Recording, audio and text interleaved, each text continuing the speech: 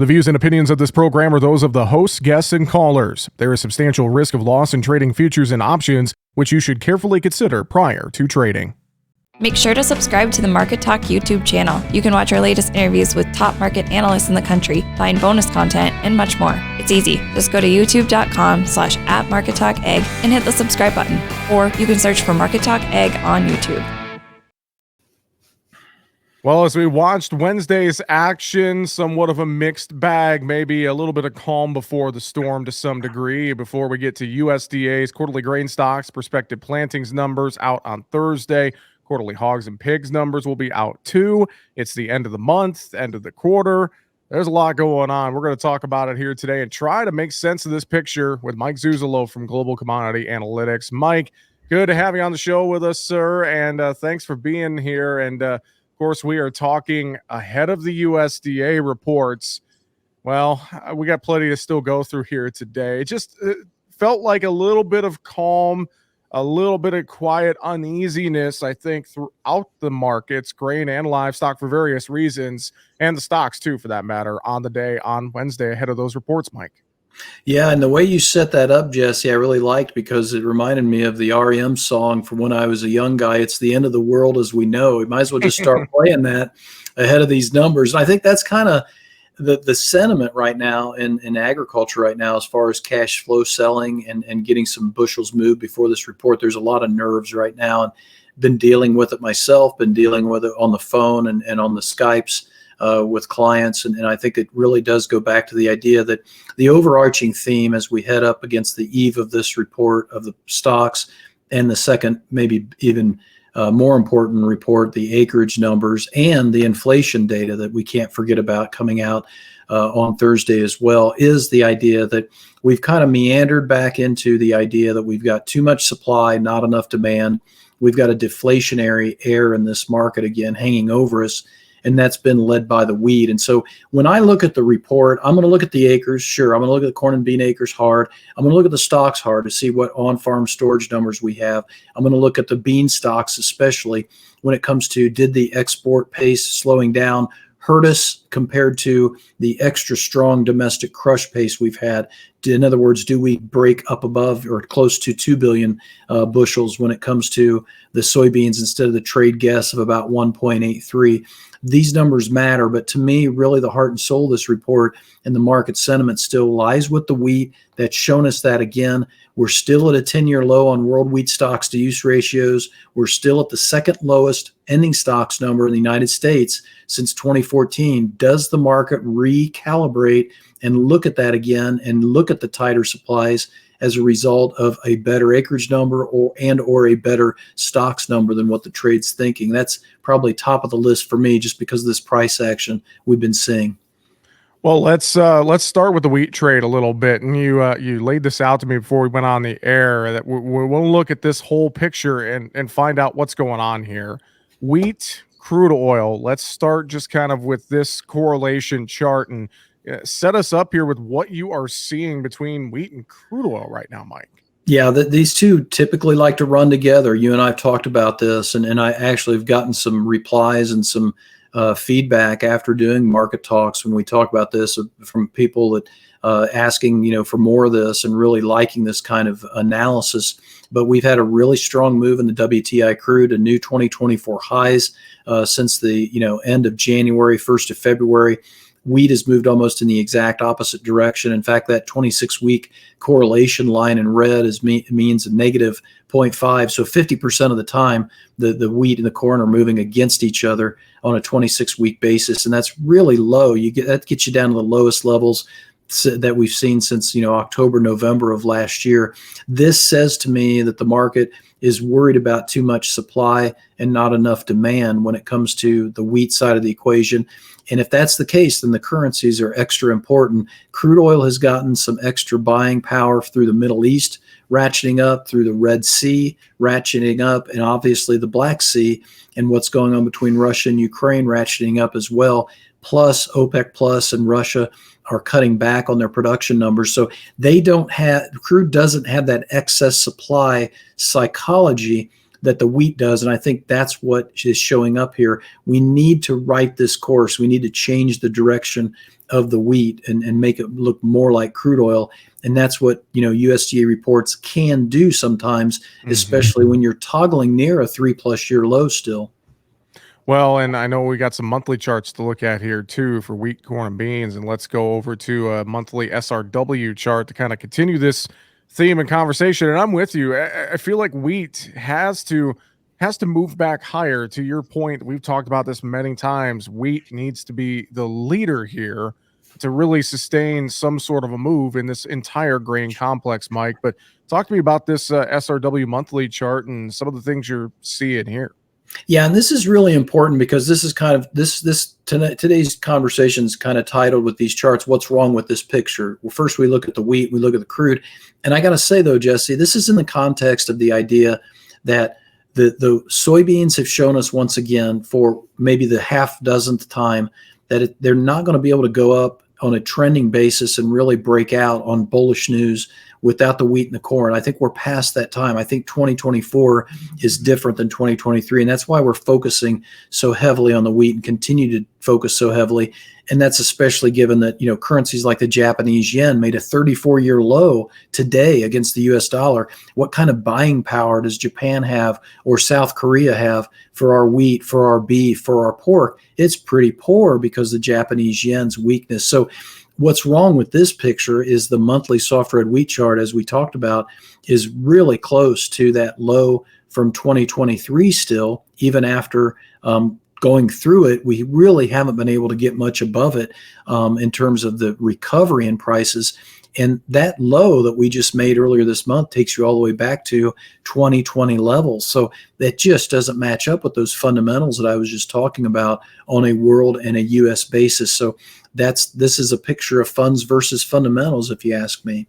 No, I would agree. That makes perfect sense here. I'm going to flip to the monthly corn chart. Corn to me has felt very sideways. It's kind of struggled here as of late heading into this report. There's been quite a bit of talk and chatter and rumor there could be more corn acres from USDA on Thursday. I mean, talk to me about what you're seeing on the corn side right now, Mike. Yeah, corn acres, corn stocks, even that's being talked about as well as far as the demand slowing down. The HPAI, avian influenza in the dairy herd this week early on, I think really took the corn market by surprise. It's not going to have a good showing without some good report data. Because again, it's like the wheat, too much supply, not meeting enough demand. And I think this goes to show you that, and you will see this in a second, but the monthly corn and the monthly beans have both broken out of their downtrending resistance line in blue. They're flashing a buy signal as we head into the end of the month. And this being a monthly chart, that could be meaningful to the funds and to the momentum sentiment traders. But I have to think that it's going to be very hard for this corn and this bean market and these monthly charts to really extend their gains without the wheat catching up. And so that's the missing link in the dynamic that I don't like. And that's what's wrong with this picture right now. Well, you talked about soybeans, and I flip charts and look at soybeans here compared to corn, and I see what you're saying here. Some pretty eerie similarities, I think, between corn and beans here, Mike. Yeah, very much so. And it makes sense that we're getting close to planting and the row crops are going to look a little bit different than the wheat. I get it as far as the seasonality of the market, but I would also say the wheat market also has the weather, and it's coming into a critical phase as it comes out of dormancy and really starts to tiller out. The crop conditions this week didn't do us any favors. The Oklahoma crop went up 9 points on the week, Texas up 5 points on the week. Kansas, Texas, Oklahoma, they're so much better than they were last year at this time. We don't have a weather market in the wheat at all. And we had a weather market in the corn and beans through South America, but that too seems to be giving back. In fact, I have to say, Jesse, it just came out before we went on the air here Wednesday and before the close that AgroConsult came out with fresh numbers on the Brazilian bean crop. They went from a 152 plus Brazilian soybean number to 156.5. That takes them almost 10 full million tons above CONAB. And it makes USDA look a lot smarter than it did maybe 3 weeks ago or 2 weeks ago when it only lowered its crop number to 155, only cut it 1 million metric tons. And so this may play an interesting dynamic depending on what those acreage and stocks numbers say tomorrow. But the bottom line is we're probably losing some of that South American weather play, especially when it comes to the soybeans. So again, how do you get above this trend line? Very true. And to your point, maybe USDA was a little bit closer than we've all thought. I know, Mike, we've been talking with people, and a lot of folks are saying, USDA can't be right here, but maybe they're a lot closer than we think. That's a great point, Mike. Yeah, and I think this is where it goes back to you need the Brazilian crop to go below 150, excuse me, to make a difference, I think, in terms of the overall trend. I can't get there yet, and I think we talked about that last week as well. Yeah, we definitely did. We definitely did. We are having a conversation today with Mike Zuzolo from Global Commodity Analytics, joining us here on Market Talk. And Mike, you brought up the HPAI, the bird flu, and the dairy cattle, and I want to segue there to give us a bridge between grains and livestock here. And I'll pull up the monthly live cattle chart that we'll talk about in a second. But this HPAI, this bird flu outbreak in the dairy cattle there in the Southern Plains, to your point, it felt like it not only has had some impact in the corn and bean market here for feed usage early this week, but it really pancaked the cattle market on Tuesday, it felt like. And not a lot of folks, it felt like Monday, a lot of folks were a bit uneasy to talk about this as an issue. And then Tuesday, more people started talking about this as an issue. It feels like that in the case of the HPAI for everything, cattle, corn, soy, you name it, it's not really a concern here in the U.S., but it's a concern if one of our export partners has a problem with it, right? Yes, and I think this is where you hit it on the nose between Monday and Tuesday.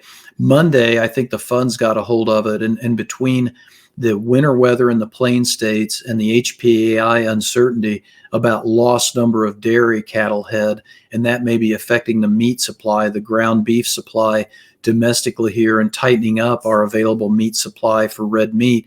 I think that really brought the market some serious support on Monday in light of that really super negative placements number and on feed number, and really kind of a negative marketings number as well. Just an ugly cattle on feed report, but we held up amazingly well Monday. I think that was because we were worried about the meat supply and the death loss potential in dairies.